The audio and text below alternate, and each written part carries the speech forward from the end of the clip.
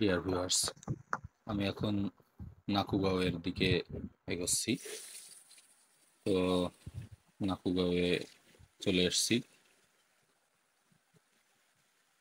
আসলে নাকুগাঁও জায়গাটি শেরপুর জেলার একেবারে শেষ প্রান্তে অবস্থিত। এটা আসলে মূলত পাথর আমদানি হয় এরকম একটি বন্দর আর কি। তো আমি এখন আছি সেই পাথরের ডিপোগুলোর রাস্তায় আর কি। এখন প্রথমে আমি দেখাচ্ছি যে মেঘালয়ে প্রবল বৃষ্টিপাত হওয়াতে যে ঢলের সৃষ্টি হয়েছে, সেই পানি যেভাবে আসছে আর কি, এটা মাঠ দিয়ে আসছে। এখানে আসলে কোনো বাঁধও নেই, এমনিতেই পানি চলে আসছে আর কি। এখানে পানিটা ছেড়ে দেবার কোনো ব্যাপার নেই, এমনিতেই আসছে আর কি। তো আসলে আমরা মানুষরা আসলে বিজ্ঞান প্রযুক্তিতে যত উন্নতই হই না কেন, প্রকৃতির কাছে আসলেই আমরা এত কিছুর পরও, এত টেকনোলজি আমাদের হাতে থাকবার পরও মাঝে মাঝে আমরা আসলে প্রচন্ড অসহায় হয়ে যাই। তো আকস্মিক বন্যা একদম গতকালও এমন কোনো লক্ষণ ছিল না। গতকাল 3রা অক্টোবর বৃহস্পতিবার রাতে প্রবল বৃষ্টি ছিল না। হঠাৎ রাত 11টার থেকে শুক্রবার ঠিক দুপুর 12:30 জুম্মার আজান পর্যন্ত, সময় পর্যন্ত একটানা বৃষ্টি। একটি মিনিটও বা একটা মুহূর্তের জন্য বৃষ্টি থামেনি একটুও।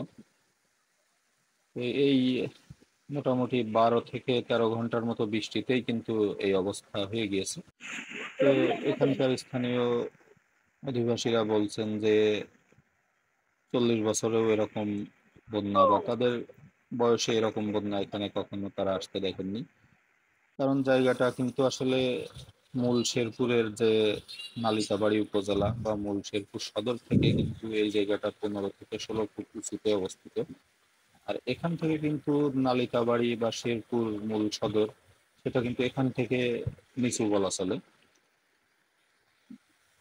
এখানের যে বন্যা পানিটা আসছে, দেখুন আমি কিন্তু এখানে দাঁড়িয়েছিলাম, পানির তোর কিন্তু কিছু সময়ের ভিতরেই কিন্তু মাত্র 10-15 মিনিটের ব্যবধানে কিন্তু অত্যন্ত জোরালো হয়ে গেছে, প্রবল হয়ে উঠেছে।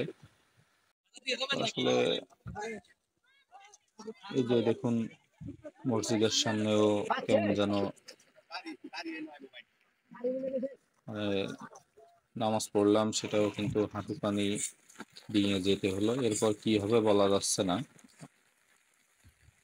এখন যাচ্ছি ভোগাই সেতুর উপর, সেখানে গিয়ে দেখবো যে মূল, এবার দেখাবো যে আসলে ভোগাই নদীর প্রবাহে যে পানিটা আসছে সেটা আসলে এই ভোগাই নদীটা কিন্তু সারা বছর কিন্তু সেই আহ, আমাদের ছোট নদী চলে বাঁকে বাঁকে, বৈশাখ মাসে তার হাঁটু জল থাকে, এরকম কথার মতো একটা নদী। কিন্তু সারা বছর কিন্তু তেমন পানি থাকে না, হাঁটু পানিও থাকে না।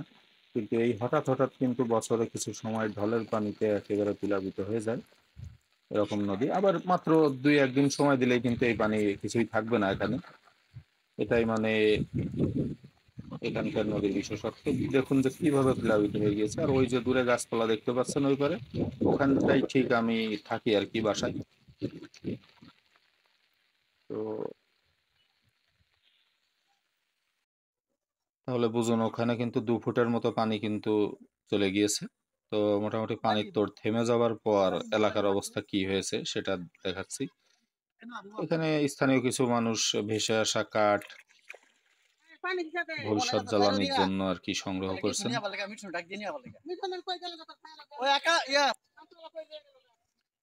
আর নদী দিয়ে কিন্তু এখনো পানি প্রবাহিত হচ্ছে। এটা একেবারে সীমান্ত সীমান্ত এলাকা।